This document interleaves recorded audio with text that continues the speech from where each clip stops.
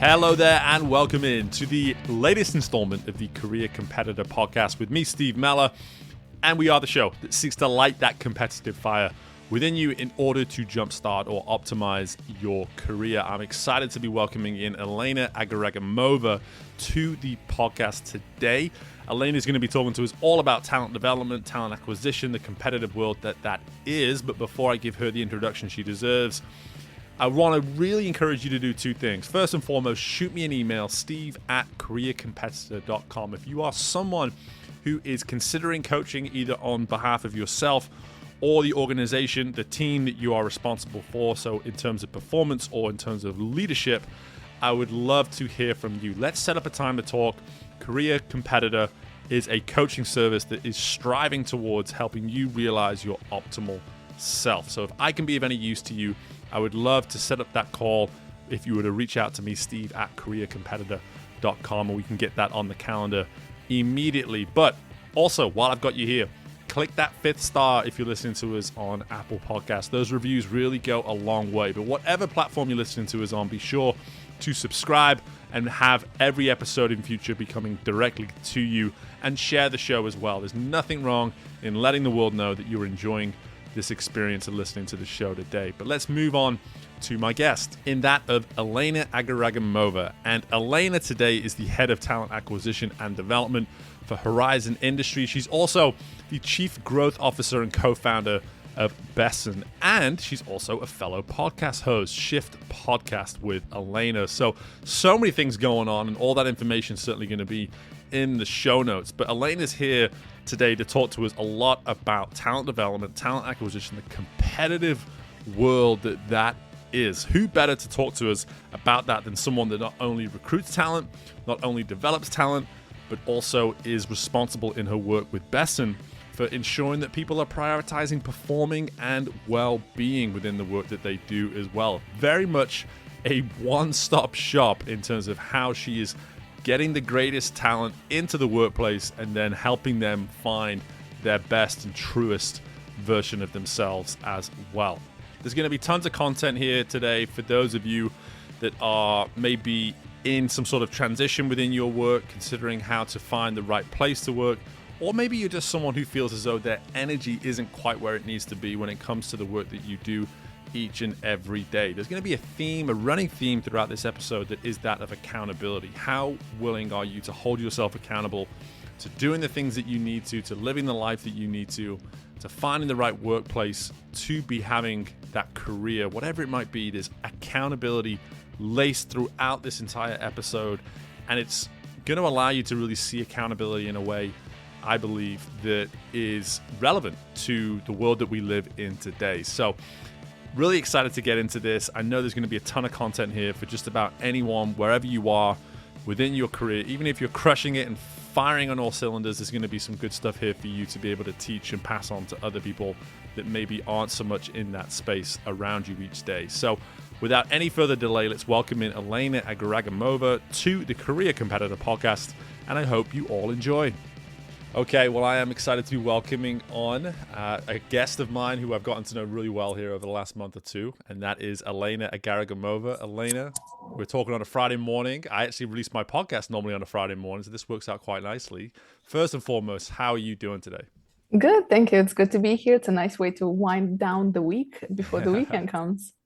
100%. And you are extremely busy. This is something that I get to be someone who witnesses from time to time just how busy you actually are with the work that you're doing today. So why don't you fill people in to begin with, just on who we're speaking with here today, what it is you do, anything else you think we need to know?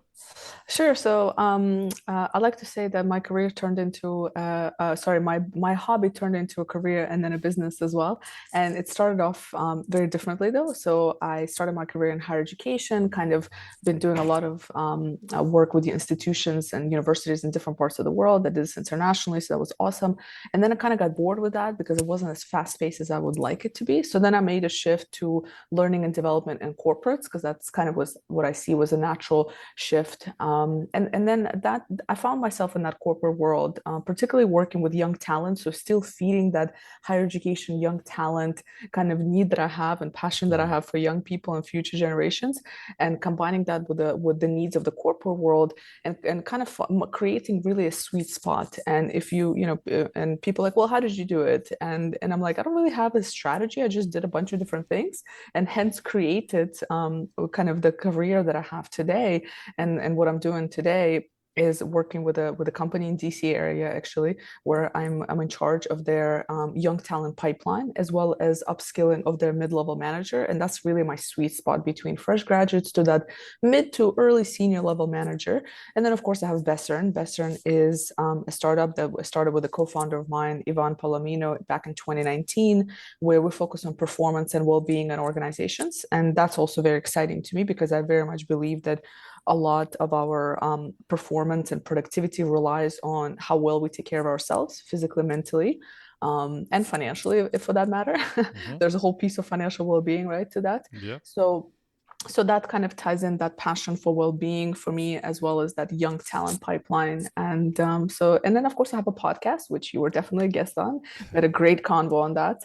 And I talk about these things. I talk about talent development, I talk about young talent, I talk about performance. So I live and breathe these topics. And yeah, it's all fun for me. Absolutely, and it's going to be a big part of what we talk about here today. It's a very much a hot topic. You talk about, here you are doing something that started out as a hobby, but you couldn't have picked a better time in our history, if you will, for you to have this hobby, because it's the perfect time for this hobby to be a career. The demand is so high for whatever way you want to look at this, whether it be talent acquisition, talent development, how to invest in people, even where to start. And I think a question like that's almost, it wouldn't be fair to ask you, because I think there's so many answers to a question like that. But what I will ask you to begin with, because here we are, that the show's career competitor, so competitiveness has a lot to do with it.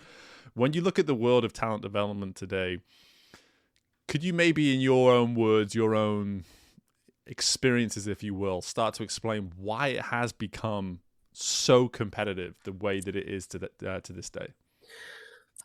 Well, if we look, I mean, that's a big question as well, but let's look at kind of just the last couple of years, maybe, and what has happened in the last couple of years, and well, maybe let's say 2 to 5 years, a couple of different things. So of course, the pandemic that we all know about, right? The fact that a lot of companies went remote in different parts of the world, which then gave a push towards hiring people not only within the physical location of the company, but also different parts of whatever country and globally, right? So that increased the competition level, because obviously there's a lot of great talent everywhere, and before companies did not have access to that talent. Now they do. Another shift that we've seen with corporates is that corporates are now much more open to freelancer, independent workers, right? Like kind of the gig economy has definitely skyrocketed. And from any report that you kind of look at when it comes to, people that talk about the future of work and these sort of things, a lot of people are pointing to the fact that this gig economy, this individual contributor and that independent worker is probably going to be a big part of our workforce in the next 5 to 10 years. Of course, we've already seen the shift prior to, but I think pandemic again accelerated that. So I think that's an important factor.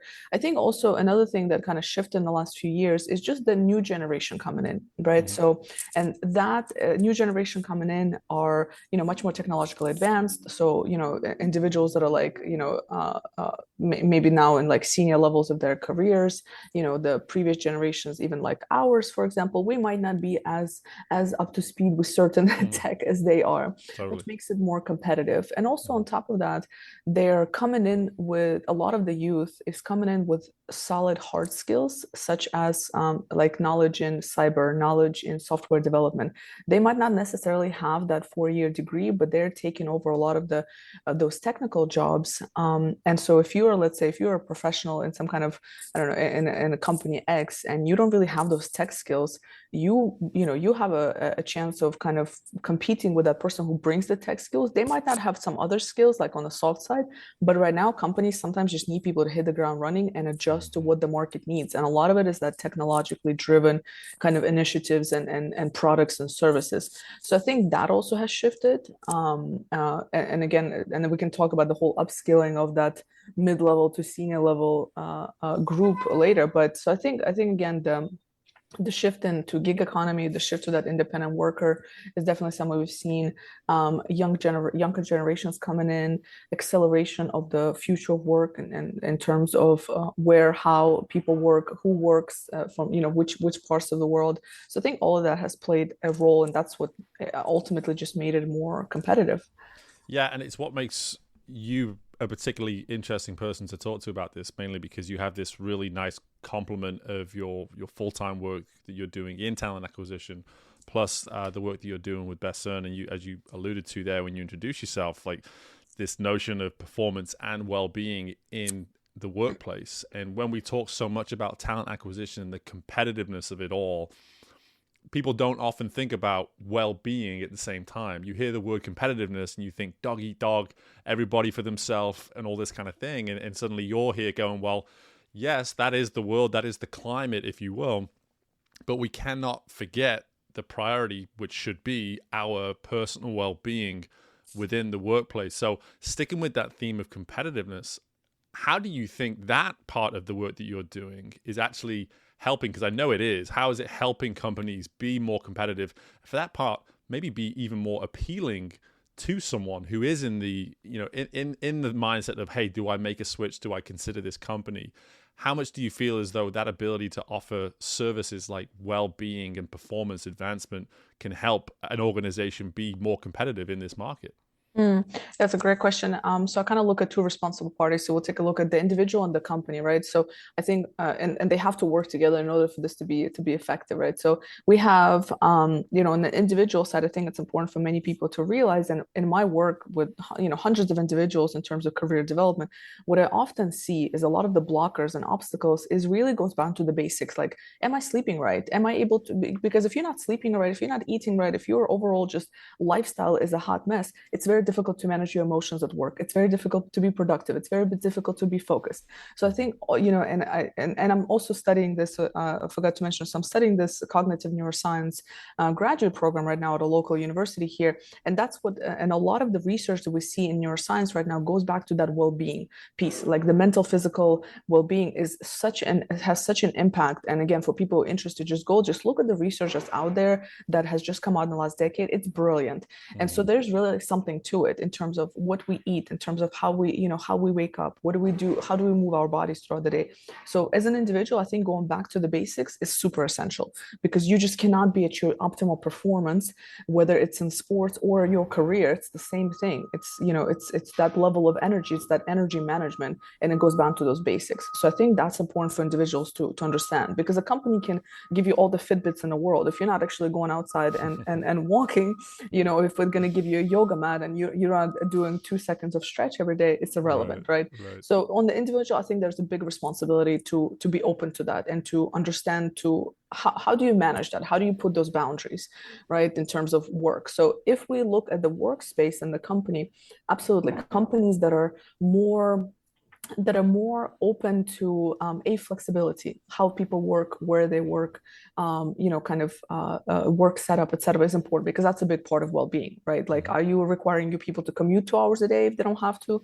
Do you have are you providing them space at home maybe to be able to do this? Like, how do you? Because that's a big pressure on the mental as well, right? So I think having that flexibility in terms of how people work, when they work, and where they work is essential. So that's a great benefit that I see a lot of companies implementing. And a lot of young people coming in also saying, if I cannot have that flexibility, I don't want it. In addition to that, I think also having a culture in the organization of just a culture from senior leadership all the way down of, having regular check-ins with people and making sure, kind of having a pulse on how are your people doing? are they about to hit burnout?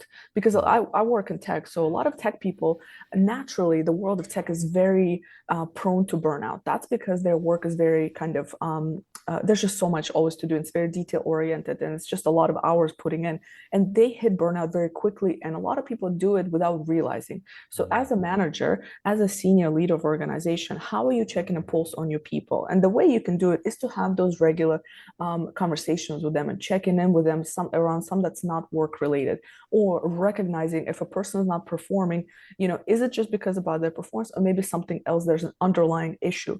And in order for you to be able to get to that root cause of their lack of performance or productivity, a lot of times it could be something completely different. And in order for them to open up to you, you have to have a relationship with them, right? So it's just, so there's a lot of pieces to what an organization can do and needs to do in order to have that pulse on their employees, and in addition to provide resources like coaches, external speakers to come and kind of continuously, right, consistently offer these opportunities to learn. How do you manage your energy, right? How do you manage your time?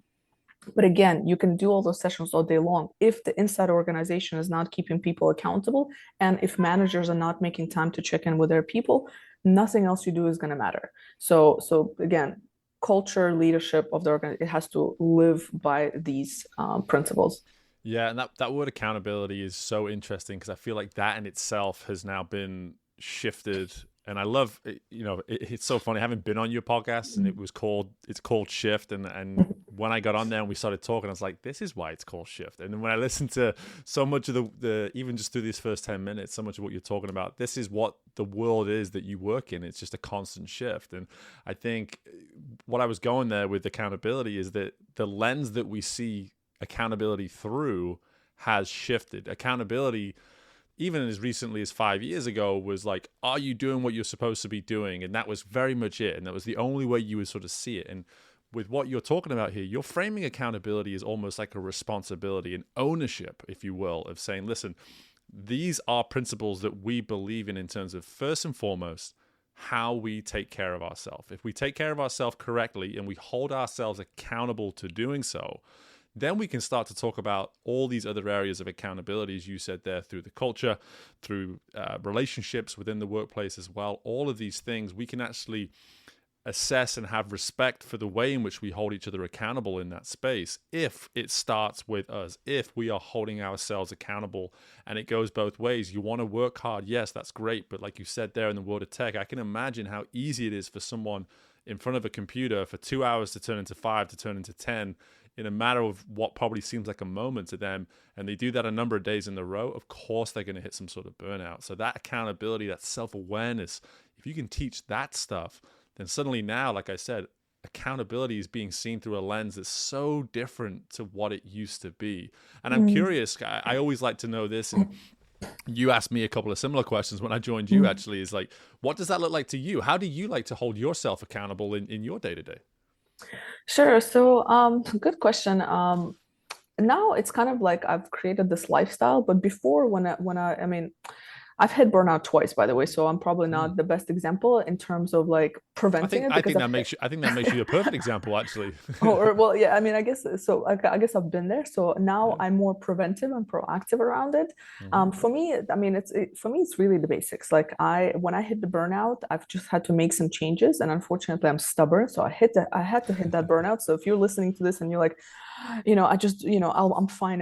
It's okay. We're all ready to hear what we want to hear when we're ready to hear those things. But for me, it was, I had to hit that burnout for me to make a change. So I used to work 7 days a week. So I now don't do that. I now work 5 days a week, and then I'll spend like a couple hours on a Sunday preparing for the week. So I think just that's one way, is just, and it was hard. The first like month, the first few weekends, I had to literally stop myself from working on a Saturday, because I've created a habit and a routine around waking up on a Saturday, doing a few things, and then going into work mode and feeling super guilty if I'm not working. So I was working 7 days a week. I cut that down. down. I'm actually more productive now because I have that time for joy and to spend time with, in my personal life and things like that. So that's one thing. Sleep is essential. So for me, I've realized that sleep is something that is super important to me. I see a big shift in my mood and my productivity if I don't sleep. So I always aim for that 7 hours. That's my sweet spot. For different people, it's different things. For me, it's 7 hours. Of course, exercise, again, just the basics. And I know it sounds maybe like kind of so simple, but I think that's where the power is at. And I think that's the hardest for us to change, because if you don't exercise on a regular basis, if you don't eat well and take care of your body and mind on a regular basis, and you don't get that regular sleeping schedule, it's very difficult to change that habit. So although we all know these things, yet how many people don't actually apply it? And that's because Right. it's so difficult. And I always say, like, if people look for these magic formulas, and I can tell you from somebody who does performance and well-being in organizations, if there was a magic formula, sleeping, taking care of your gut health, and movement. Start with that. Audit these three aspects first, and then move on to other things. So that's what works for me. I don't have, and there's days where I don't follow that, Sure.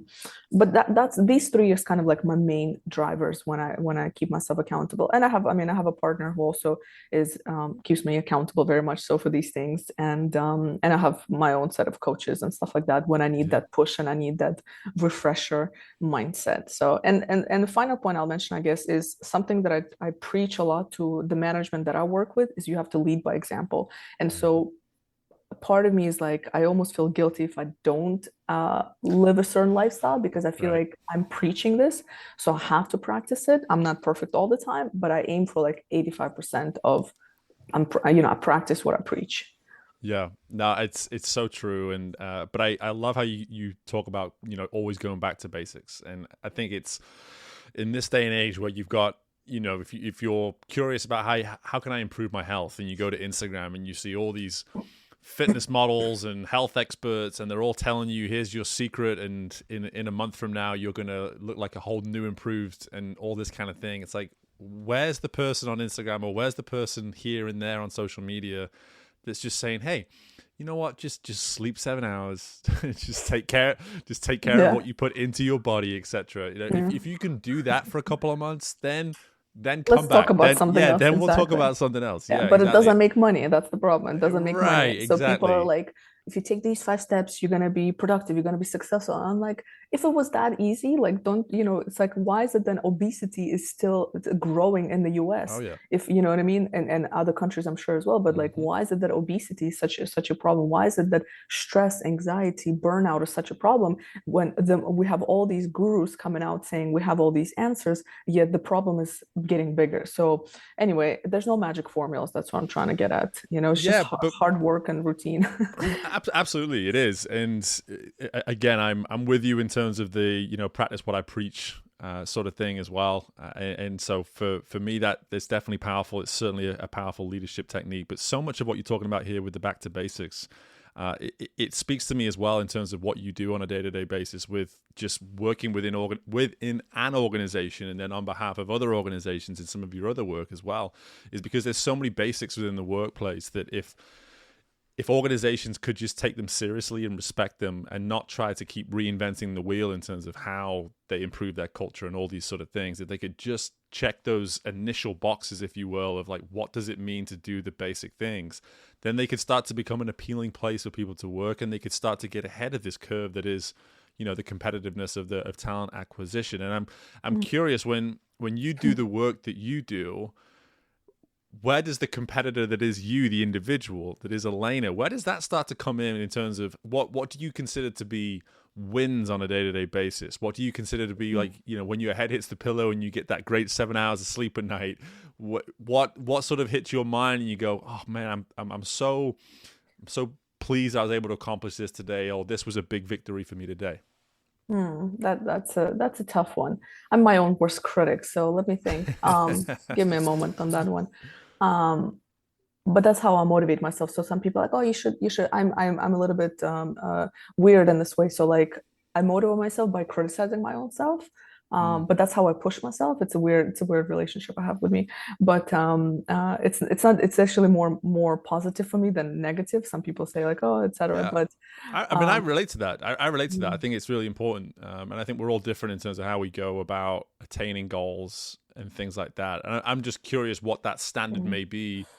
If you are holding yourself to that standard and you are critical of yourself, I'm curious what that standard might be that you're holding yourself to. Sure. So for me, I guess, I mean, I feel like it's a generic answer, but that's what comes to mind. It's like delivering value. Like, did I do what I said I was going to do? That's my thing. Like, if I promise an organization that I'm gonna, I don't know, increase productivity of their manager or increase the let's say, I don't know, capability of managers to do performance evaluations that are actually effective for their team, or to make their managers better people managers, right? Have I done that? So that's kind of what I try to focus on, is that did I meet that KPI that is expected of me, right? Whatever I'm selling, did I actually achieve it? I think that's part of it. I think also, so that's more on like tangible things like the KPIs, and I have those in every organization I work with. But another thing is also, have I made an impact on somebody today? And that's the thing in learning and development world, and world of professional development, as you very much know, is, am I making did I host a session today, or did I create an opportunity for people to learn something where they walked away from it and they said that was really useful? And the way that satisfies, so for example, I'll host a session, or I'll bring a speaker to host a session. I'll get a message from one of the team members and say, I really needed this today. So just getting those kind of feedback from the teams that I'm working with is something that I go to sleep feeling good, because it's like, even if it's just one person who maybe was stressed out that day, and this is a real story, right? Like I hosted a session on energy management, and I had two people that normally don't really speak to me that much, just generally just very quiet in the company, message me, and like, I really needed this today. I felt really, I'm really stressed out. I feel like I'm gonna have burnout. And I'm like, that's great. So initiatives that I'm putting into place do have an impact, because I doubt myself on all the time, right? I'm like, Sure. is this good enough? Am I doing a good job, etc., right? And it's and for strangely enough, you don't always get feedback, so you always kind of try to, kind of source that feedback from different places. So when somebody just randomly lets you know, like, listen, I really needed this, and that's not a person that usually talks to you, that to me is something that I kind of that keeps me like motivated, like, okay, so it does have an impact, and if it's Mm. just that one person or those two people. So I think those, so solid KPIs, and also those soft, hard to measure impacts. I think that's what kind of drives me. Yeah, and it's funny coming from the world of sport as I do, the world of coaching specifically in sport is it's not very often that you actually get much of a thank you, let's say. And for me, I've always encouraged other coaches to say, look for other ways that the thank you is presented, because sometimes the word thank you doesn't come, but someone's actions show and represent that they are thankful for what it is you're doing. And something as simple as someone coming back each and every day to work with you, excited to work with you, is in many ways a way of saying thank you. And I Yes. think with what you're talking about here, all these projects and opportunities that you have to influence others, the fact that every time you set them up, people continue to come back, and then you get some insight from time to time. In so many ways, that is their way of saying, hey, please keep doing this. I'm thankful, I'm appreciative for something like this. But something you said there at the beginning of that answer, in terms of delivering value, do what I said I was going to do. And it's another one of these examples of the basics. And I don't think as much as it may sound like a sort of very standard answer, I think it's one of those things, it's easy to say, difficult to do. I really Mhm. do. I think there's a Yeah. lot to be said about having that ambition to be able to turn in for the night at the end of every single day and say, looking back, did I do what I said I was going to do today? Specifically, not just to myself, but more importantly to the people that I was telling that I was going to get some stuff done. And it Yeah. sounds as though that is your accountability system. Your accountability system is like, hey, listen, if I can't answer that question with a definitive yes at the end of the day, then that isn't necessarily a win, if that makes sense. Yeah. Yeah, absolutely. And I don't always have those ones, but again, I aim for that 85%. I don't believe in Yeah, perfection. I'm not sure. that person, but I think that's where I'm at, like 85%, and then you adjust, you're like, okay, I didn't get this win. How can I prevent that from happening next time? Right? How can I increase the chances of that win? What obstacle came in my way? So I do a reflection as well. It's like, okay, maybe I shouldn't have, maybe I overpromised. Maybe I need to change the way I do things. Maybe, so and it's a continuous learning. I mean, it's like I feel like we're just, and I think that's the thing. It's well, we don't have to have all the answers, and I think being honest with yourself and to say I don't. Sometimes I just don't have an answer, or it didn't work the way I expected it to. But that's how you learn, and that's how you grow and you get better. You just experiment, and in order to grow, you have to make mistakes and fail, and again, those basics, right? That it's like that's how you get better. So 85% is where I kind of aim for in most of what I do. Yeah, I like it. It's a solid B. It's a solid B. It's a solid B. But there's something there though and what I've loved about this conversation, Elena, is like here you are working with a lot of these sort of young talent, entry level, mid level managers, and at the same time, even something as simple as saying, "Hey, I'm going to be a continuous learner," and I admit that I don't have all the answers. I mean that. Is that applicable to young talent and mid-level managers? Absolutely, but that is so applicable to leaders, and it's understandable. It's understandable for them to think that they should have all the answers and to present themselves as sort of Iron Man, Iron Woman. I can't be touched. I am perfection, and I am that standard. But in this day and age, again, you talk about the evolution of the workplace. People want leaders that are willing to stand in front of them and say, "Hey, my bad. I got it wrong. Mm-hmm. I didn't do that the way I was hoping I was going to do it." And I would maybe even love some insight into why it was that I didn't necessarily hit this target or achieve this goal or set out and do what it was I said I would do. That there's something about what you're presenting here in terms of just how you carry yourself, which I think is so powerful in leadership. And do you find yourself having those types of conversations with leaders today? I do. I do, but again, I think it just goes down. I so I look at leadership. Somebody told me this actually before. I don't remember who it was, one of the many conversations I had, and they had a good point. They said leadership really works by the way you influence people is by leading by example. You can tell people all day long, be vulnerable, admit to having mistakes, but until they actually see it in action, and that's the best way is if you can go up to even a junior or a mid and say, hey, like guys, I messed up, I made a mistake. What's happening is you're already kind of grooming them. So when they're future leaders, it's okay. They are growing up in their career with understand it's okay to make mistakes. And when I go to senior leadership and I have conversations with them, I think me owning up to it and then maybe reflect. My hope is that maybe just through that, reflecting that, hey, like maybe it's okay to make mistakes, right? So I think also a lot of times in organizations we're almost afraid to admit to leadership that we made a mistake and we try to make up excuses, but it's like, listen, I messed up, that was a mistake, I tried it, thanks for letting me experiment, that was a mistake, I'm going to do better next time, and here's what's going to happen next time. So I think just again, leadership does have that challenge, but what I see impacting is just other people creating a space where they feel comfortable to say, you know what, I also make mistakes, and I think that happens by you being vulnerable first, and then opening up that opportunity and a safe space for them to kind of share their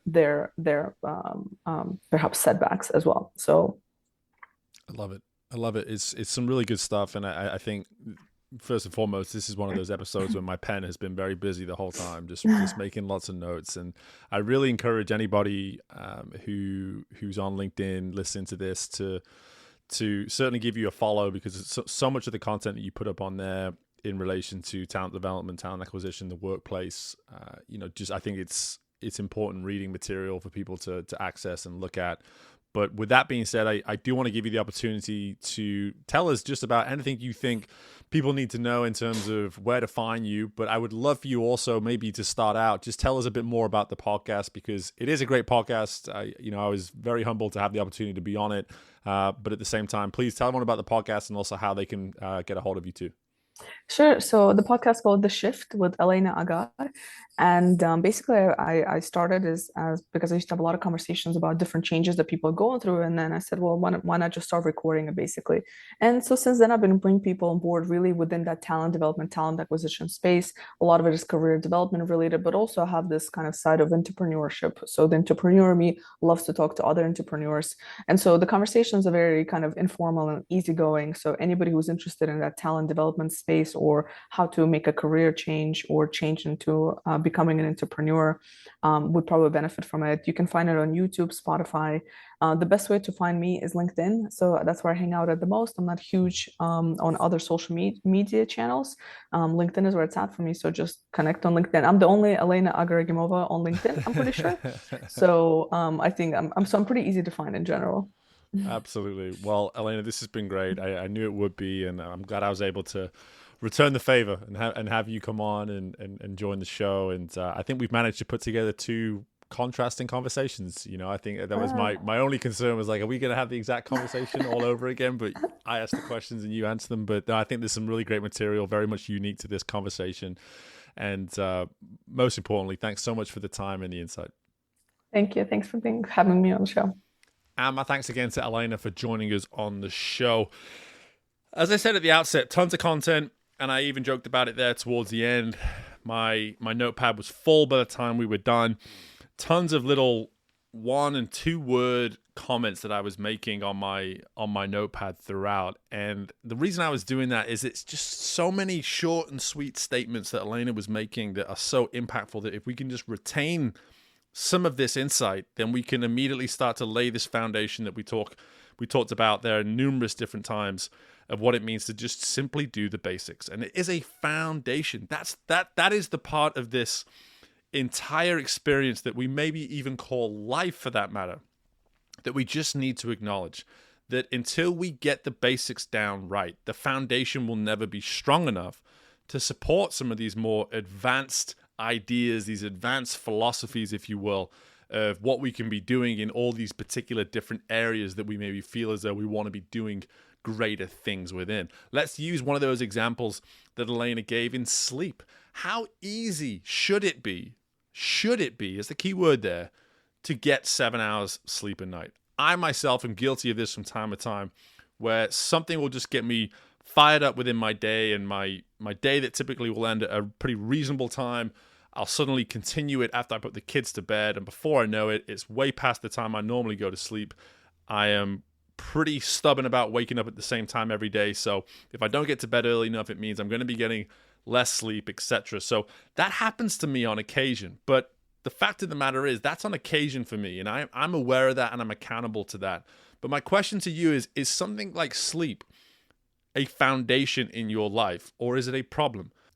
Because if something like sleep is not a foundation, if it is not a strong fabric of your core being, then your foundation will be vulnerable. And all these other things that you maybe want to do within your day are going to be that little bit more vulnerable as well. So whether it be sleep, nutrition, exercise, relationships, just how you generally treat yourself, whatever it may be, if we cannot get these foundational qualities down, consistent, and you can even use Elena's percentage of 85%. If you can do these things right 85% of the time, you're already way ahead of the curve, way ahead of the curve.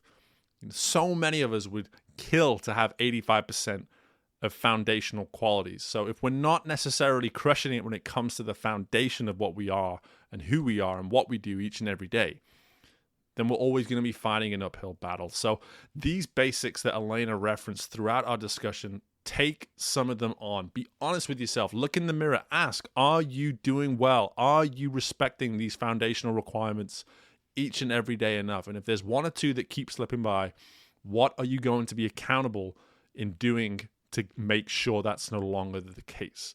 Take that accountability, take that responsibility, take that ownership, and see if you can make that shift. That word that Elena obviously uses a lot. See if you can make that shift and start to create that foundation that can lead you to greater, more consistent performance each and every day. I'm going to leave it there. That's a topic that I could probably talk to you about for an entire podcast episode in itself. And that's why it was so easy to talk with Elena today. Is so much of what she's talking about very much resonates with me, and I thank her again for her time. But listen, there's so many great reasons for you to be continuing to tune in to the Career Competitor podcast, so I encourage you to subscribe if you've yet to do that. I encourage you to share this with your friends, because I have a hard time believing that there aren't people within your network that wouldn't appreciate this content. And in the meantime, best of luck with anything and everything you've got going on within your world, and I look forward to speaking with you all again very soon.